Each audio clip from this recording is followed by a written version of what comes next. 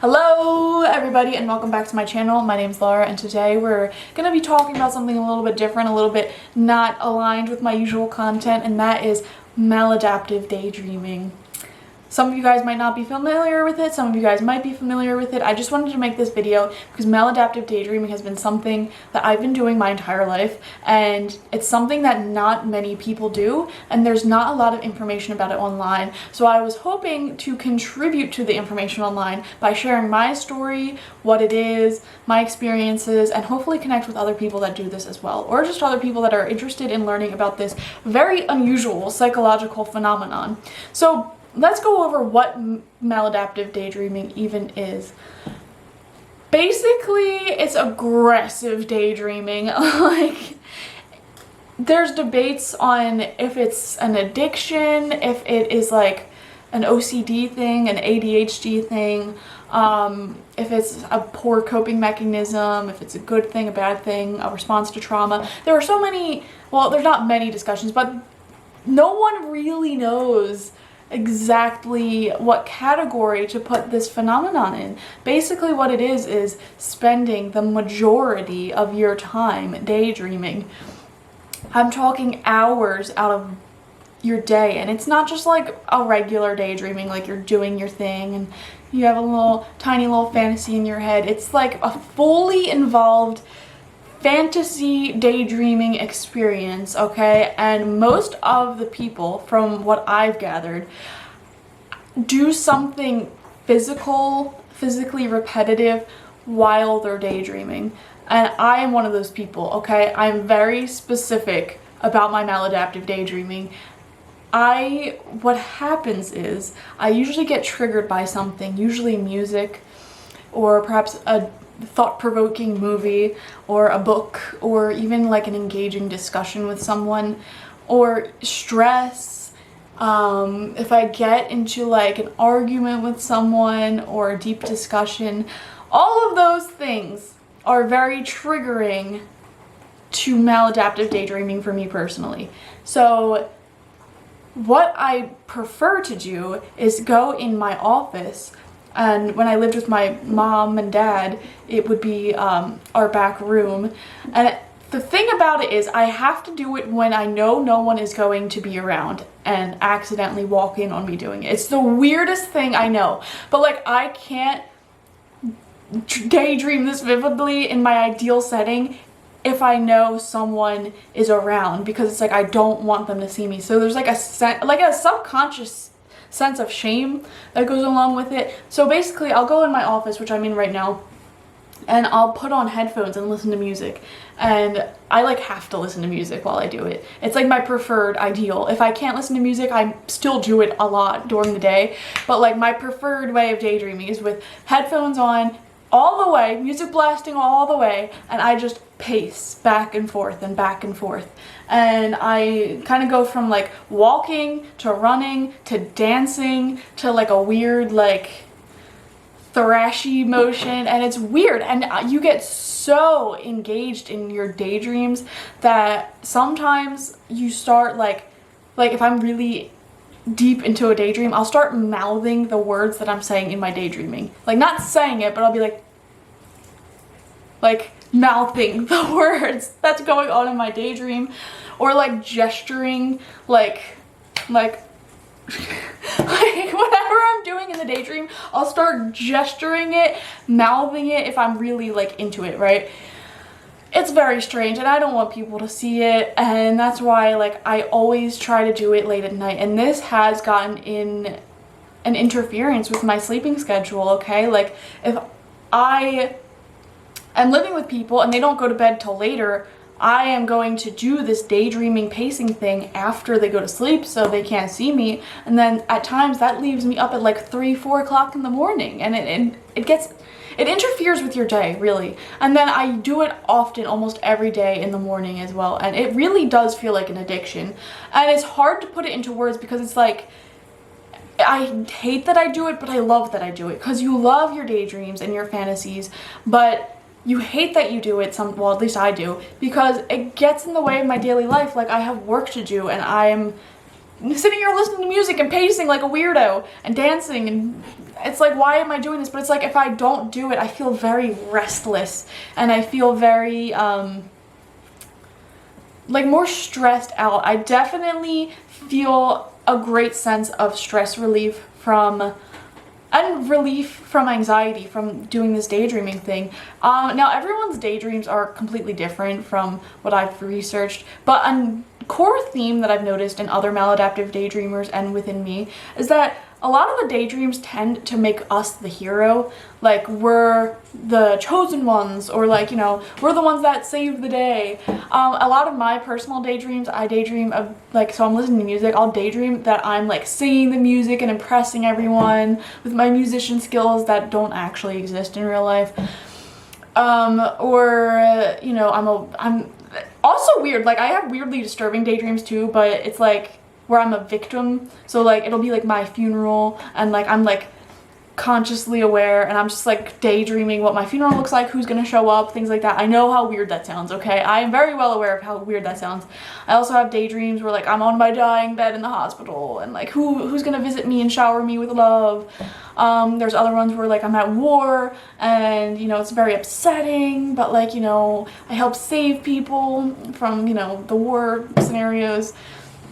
So yeah, there's a lot of different daydreams that I have and that other people have, but I tend to notice the theme of like being the hero or being the victim and receiving a lot of love, at least in mine. And I've heard other people's stories, and I've noticed that it's kind of a common theme. Maybe not everyone daydreams those themes, but the thing is, you're so intensely involved in these daydreams that like you get emotional with them. So like, for example, if I was daydreaming the war thing, where I'm like in a war fighting, like I'll start crying and like being upset with my daydreams. Or if I'm like in a very deep discussion with someone in my daydreams, and it's like one of those great conversations, and it's like very engaging conversation, I'll start laughing and things like that. It's like very vivid daydreaming, basically. That's what maladaptive daydreaming is at its core.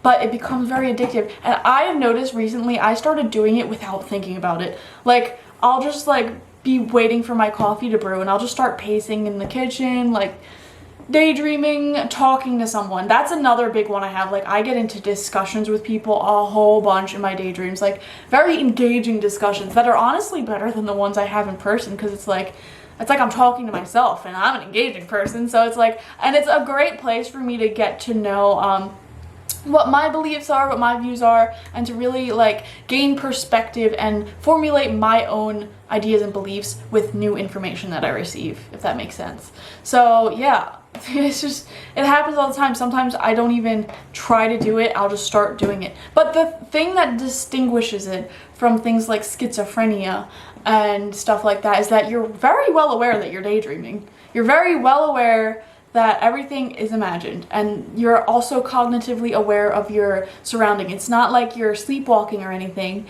You're just daydreaming intensely, and you're still aware of your physical environment. When I'm pacing, I'm aware of the things I see, and it's weird. I don't know. So yeah, I was very torn for a long time about whether this maladaptive daydreaming is a good thing or a bad thing, because I really enjoy it and I feel smarter because I do it. Does that make sense? Like, I feel like I can formulate my beliefs and opinions easier, and I have all of my epiphanies and major like life realizations while I'm doing it. But on the other hand, it's also a bad thing because it gets in the way of my life and being in the present moment. I neglect my relationships, my friendships. Like, I don't really have that many friendships at this point in my life right now. And I feel like if I didn't maladaptive daydream, I would need friendships, because it's like, well, I need someone to talk to. I can't just imagine talking to someone. And, you know, I feel like I would have more friendships and more closeness with people if I didn't do it. And I also feel like I'd get a heck of a lot more work done, because it really does get in the way of my work. And, you know, sometimes to the point where like I turn in work late. Like, anyone who's gotten a personal reading with me on Etsy, those Etsy readings really stress me out over the years, because it's just, at first they were really fun, but now, like, you know, like when you do something too much, it becomes very repetitive and routine. That's where I'm at with the Etsy readings, which is why I now offer video readings, which are way more engaging and fun. But with the Etsy readings, if you ever gotten one of those, it might have been late because I was maladaptive daydreaming. It really is an addiction. And it's something that I'm thinking about actually quitting, and I think I might make a video on how that goes. I'm afraid if I stop doing it though that I'll be a lot more stressed out, that I won't have a good way to cope with stress and anxiety or any other feeling that comes up really. I'm also afraid that I won't have as many epiphanies or like a clear opinion on things, like my thoughts won't be as organized. And I'm also afraid that I'll gain weight because I pace so much, like it fills out my daily steps on my Android. You know, it has like the 10,000 steps a day goal, like it fills out my steps. So I'm like, I might gain weight if I stop daydreaming. So I don't know, I think I'm gonna do like a 30-day period where I try to stop maladaptive daydreaming, and I'm gonna let you guys know how it goes. But leave your thoughts and feelings down below. If you're also a maladaptive daydreamer, please comment. I would love to know what that looks like for you. Like, what do you do? Do you pace? What do you daydream? Or, you know, if you want to email me and talk about those things, I would love to have someone to talk about maladaptive daydreaming with, because it's such a weird thing. I didn't know. I thought I was a weirdo for the longest time until I was about like 19 or 20 years old. I thought that it was just something weird that I did, and I didn't know why I did it. And one day I'm like, I should really look this up because it's concerning. Like, it's like, do I have a problem? And then I came across the term maladaptive daydreaming, and I'm like, this is it. I have every single like symptom of this. Like, I do all of it. I do the repetitive motions. I'm like OCD specific about the way my body moves. Like, I have to be listening to music like in my preferred way. It's like I get involved with it. I'll start gesturing. Like, I had every symptom, and I'm like, that is it. And it was very good to finally put a name onto what I was doing and understand that other people are doing it too. So that's why I wanted to make this video, just in case some of you guys were unfamiliar with maladaptive daydreaming and you do it, and I want you to know that you're not alone. It doesn't make you crazy. It's not like, you know, you're sane. It's the same thing to do. It's just a coping mechanism. Some people pin it on to people who experience trauma or people who have like chronic stress or loneliness. I've done it my whole life, and I think it might have rooted in the fact that I was left alone a lot when I was very young. Like, my dad would babysit me and stuff, but he would just kind of like lock me in a room and he would go to another part of the house, and so I was just alone a lot, and you know, with like one toy. So I would just start creating this fantasy world in my head, and yeah, and that's where it started. And it started when I was younger, and I would pace back and forth, but with like a Barbie doll, and the Barbie doll would be in all these different fantasies and adventures. And then once I reached like the age of like 11 or 12, I'm like, I can't play with toys anymore, I'm too old. So I still felt the urge to do that though, so I just switched to like a CD player and headphones. And then yeah, that's where I'm at now. Now I just use my phone and YouTube music, and I do the same thing my whole life. It's weird. So yeah, let me know what you guys think down below. Do you think I'm crazy?